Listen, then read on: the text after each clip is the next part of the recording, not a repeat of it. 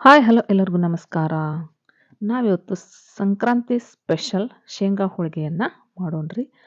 ಶೇಂಗಾ ಹೋಳಿಗೆ ಮಾಡಲಿಕ್ಕೆ ಏನೇನು ಇಂಗ್ರೀಡಿಯೆಂಟ್ಸ್ ಬೇಕು ನೋಡಿಕೊಂಡು ಬರೋಣ್ರಿ. ಬರ್ರಿ. ಈಗ ನೋಡ್ರಿ, ನಾನು ಶೇಂಗಾ ಹೋಳಿಗೆ ಮಾಡಲಿಕ್ಕೆ ಒಂದು ಗ್ಲಾಸು ದೊಡ್ಡ ಗ್ಲಾಸು ಶೇಂಗಾ ಕಾಳನ್ನು ತೊಗೊಂಡಿದ್ದೀನಿ. ಒಂದು ಚಿಕ್ಕ ಗ್ಲಾಸು ಬೆಲ್ಲವನ್ನು ತೊಗೊಂಡಿದ್ದೀನಿ. ಆನಂತರ ಪುಟಾಣಿ ಹಿಟ್ಟು, ಆನಂತರ ಮೈದಾ ಹಿಟ್ಟನ್ನು ತೊಗೊಂಡಿದ್ದೀನಿ ಒಂದೊಂದು ಬೌಲಷ್ಟು. ಈಗ ನೋಡ್ರಿ, ಶೇಂಗಾವನ್ನು ಚೆನ್ನಾಗಿ ಹುರ್ಕೊಳ್ಳೋಣ್ರಿ, ರೋಸ್ಟ್ ಮಾಡೋಣ. ಹಸಿ ವಾಸನೆ ಹೋಗುವವರೆಗೂ ಕ್ರಿಸ್ಪಿಯಾಗಿ ಶೇಂಗಾವನ್ನು ಚೆನ್ನಾಗಿ ಹುರ್ಕೊಳ್ಳೋಣ್ರಿ. ಶೇಂಗಾ ಹುರಿದ ನಂತರ ಈಗ ನೋಡ್ರಿ, ಇದನ್ನು ಸಿಪ್ಪೆನ ಜಾಸ್ತಿ ಬಿಡಿಸಿಲ್ಲ ನಾನು. ಯಾಕಂದರೆ ಶೇಂಗಾ ಸಿಪ್ಪೆಯಲ್ಲಿ ಜಾಸ್ತಿ ಫೈಬರ್ ಅಂಶ ಜಾಸ್ತಿ ಇರುತ್ತೆ. ಹಂಗಾಗಿ ನಮ್ಮ ಆರೋಗ್ಯಕ್ಕೆ ಶೇಂಗಾ ಸಿಪ್ಪೆನೂ ಸಹಿತ ಒಳ್ಳೆಯದು.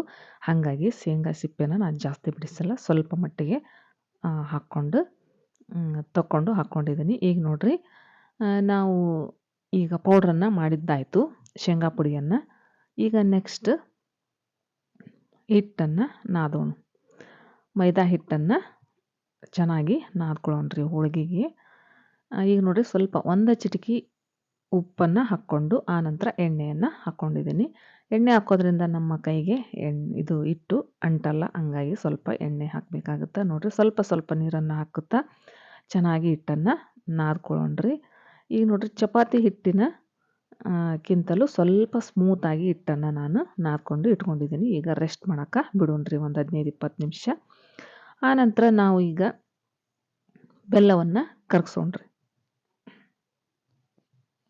ಬೆಲ್ಲ ಕರಗಿಸ್ಲಿಕ್ಕೆ ಒಂದು ಕಡಾಯಿಗೆ ಇಟ್ಟು ಅದ್ರಾಗ ಒಂದು ಗ್ಲಾಸ್ ಬೆಲ್ಲ ಹಾಕಿದ್ದೀನಿ. ಈಗ ನೋಡ್ರಿ, ಸ್ವಲ್ಪ ನೀರನ್ನು ಹಾಕ್ಕೋಬೇಕಾಗುತ್ತೆ. ನೀವು ಸ್ವೀಟಿಗೆ ಅನುಗುಣವಾಗಿ ಸ್ವಲ್ಪ ಜಾಸ್ತಿ ಸ್ವೀಟ್ ತಿನ್ನೋರಿದ್ರೆ ಸ್ವಲ್ಪ ನೀರನ್ನು ಹಾಕ್ಕೊಡ್ರಿ. ಅರ್ಧ ಟೀ ಕಪ್ಪಷ್ಟು ಹಾಕ್ಕೊಂಡಿದ್ದೀನಿ ನಾನು. ನಿಮ್ಗೆ ಸಿಹಿ ಜಾಸ್ತಿ ಬೇಡಪ್ಪ ಅಂದ್ರೆ ಒಂದು ಅರ್ಧ ಟೀ ಕಪ್ಪಿಗಿಂತ ಸ್ವಲ್ಪ ಜಾಸ್ತಿ ನೀರನ್ನು ಹಾಕ್ಕೊಡ್ರಿ. ಸ್ವಲ್ಪ ಸಪ್ಪೆಯಾಗಿ ಆಗ್ತಾವೆ ಹೋಳಿಗೆ.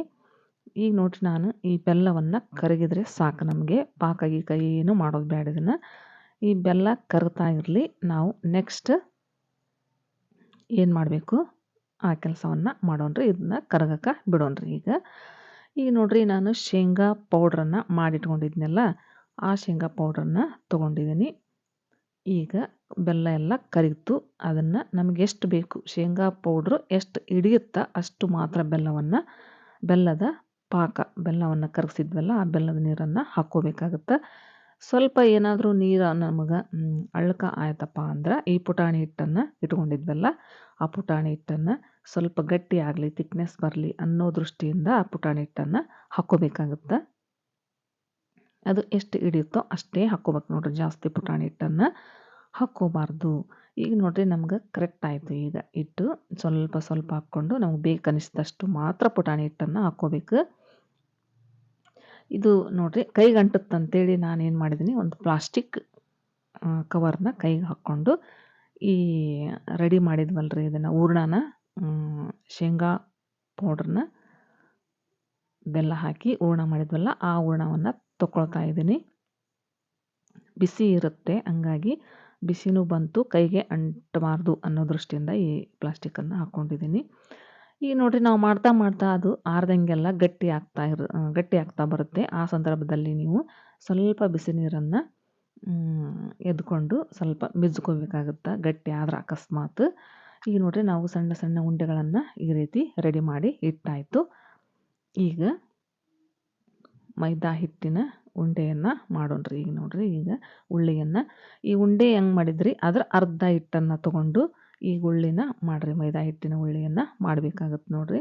ಈಗ ಒಂದೊಂದೇ ತೊಗೊಂಡು ನಾವು ಲಟ್ಟಿಸೋಣ. ಸಣ್ಣ ಪೂರಿ ಥರ ಲಟ್ಟಿಸಿ ಅದನ್ನು ಒಂದೊಂದೇ ಉಂಡೆಯನ್ನು ಇದರಲ್ಲಿಟ್ಟು ಈ ರೀತಿ ನಾವು ಹೋಳಿಗೆಯನ್ನು ಮಾಡಬೇಕಾಗತ್ತೆ ನೋಡ್ರಿ. ಮಸ್ತ್ ಅಂದ್ರೆ ಮಸ್ತ್ ಆಕಾವ್ರಿ, ಭಾಳ ಟೇಸ್ಟ್ ಆಗ್ತಾವೆ, ಲಟ್ಟಿಸೋಕೆ ಈಸಿ ಆಗುತ್ತೆ. ಕಲಿಲಾರ್ದವರು ಸಹಿತ ಇದನ್ನು ಈ ರೀತಿ ಮಾಡಿ ಕಲಿಬೋದು ನೋಡ್ರಿ, ಆರಾಮ್ ಈಸಿ. ಬೇಳೆ ಹೋಳಿಗೆ ಇನ್ನೂ ಸ್ವಲ್ಪ ಕಷ್ಟ ಅನಿಸ್ಬೋದು, ಇದು ಮಾತ್ರ ಕಷ್ಟ ಅನ್ಸಂಗಿಲ್ಲ. ಪರ್ಫೆಕ್ಟಾಗಿ ಕರೆಕ್ಟಾಗಿ ಬರ್ತಾವ್ರಿ. ಇದೇ ರೀತಿ ಮಾಡಿದ್ರೆ ಕರೆಕ್ಟ್ ಆಗ್ತಾವೆ. ಹಸಿ ನೀರು ಹಾಕಿ ಇದನ್ನು ಮಾಡೋಕೆ ಹೋದ್ರೆ ಸರಿ ಆಗೋದಿಲ್ಲ ರೀ. ಕೆಡ್ತಾವು ಹೋಳಿಗೆ. ಹಂಗಾಗಿ ಇದೇ ರೀತಿ ಮಾಡಿರಿ, ಪರ್ಫೆಕ್ಟ್ ಆಗ್ತಾವೆ. ಈ ರೀತಿ ಅದನ್ನು ಲಟ್ಟಿಸ್ಬೇಕಾಗತ್ತೆ ಒಂದೊಂದೇ ನಾವು ಹೂರಣ ತುಂಬಿಕೊಂಡು. ಅತಿ ದಪ್ಪನೂ ಅಲ್ಲ, ಅತಿ ತೆಳ್ಳಗೂ ಅಲ್ಲ, ಮೀಡಿಯಮ್ ಸೈಜ್ ಆಗಿ ನಾವು ಲಟ್ಟಿಸ್ಬೇಕಾಗತ್ತೆ ನೋಡಿರಿ. ಹೋಳಿಗೆ ಇಷ್ಟೇ ಮಾಡಬೇಕು, ಅತಿ ದೊಡ್ಡ ಹೋಳಿಗೆಯನ್ನು ಮಾಡಬಾರ್ದು. ಮೀಡಿಯಮ್ ಸೈಜ್ ಮಾಡಬೇಕು. ಪೂರಿಗತೆ ಈ ಹೋಳಿಗೆಯನ್ನು ಲಟ್ಟಿಸ್ಬೇಕಾಗುತ್ತೆ ನೋಡಿರಿ. ಈ ರೀತಿ ಒಂದೊಂದೇ ಎಣ್ಣೆ ಹಾಕ್ಲಾರ್ದಂಗೆ ಲಟ್ಟಿಸ್ಬೇಕು. ಹಿಟ್ಟಾಕಿ, ಅಕ್ಕಿ ಹಿಟ್ಟನ್ನು ನಾನು ಹಾಕಿ ಬೇಯಿಸಿದ್ದೀನಿ, ಇದನ್ನು ಲಟ್ಟಿಸಿದ್ದೀನಿ.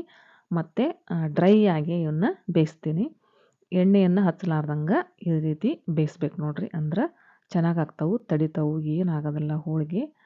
ಈ ರೀತಿ ಆರಿದ ನಂತರ ಅವನ್ನ ಆರಬೇಕ್ರಿ. ಅವನ್ನೆಲ್ಲ ಬಿಸಿ ಇದ್ದಾಗಲೇ ಡಬ್ಬೆಯನ್ನು ತುಂಬಿಡಬಾರ್ದು. ಸ್ವಲ್ಪ ಆರಾಕ ನಾನು ಒಂದು ಮಣೆಯ ಮೇಲೆ, ಚಪಾತಿ ಮಾಡುವ ಮಣೆ ಮೇಲೆ ಇಟ್ಟಿದ್ದೀನಿ. ಬೇಕಿದ್ದರೆ ಪೇಪರ್ ಮೇಲೆನೂ ಹಾಕಿ ಆರಿಸಿ ಡಬ್ಬ ತುಂಬಿ ಇಡ್ಬೋದು ನೋಡಿರಿ. ಈ ರೀತಿ ಪರ್ಫೆಕ್ಟಾಗಿ ನಮ್ಮ ಹೋಳಿಗೆಗಳು ರೆಡಿ ಆದವು.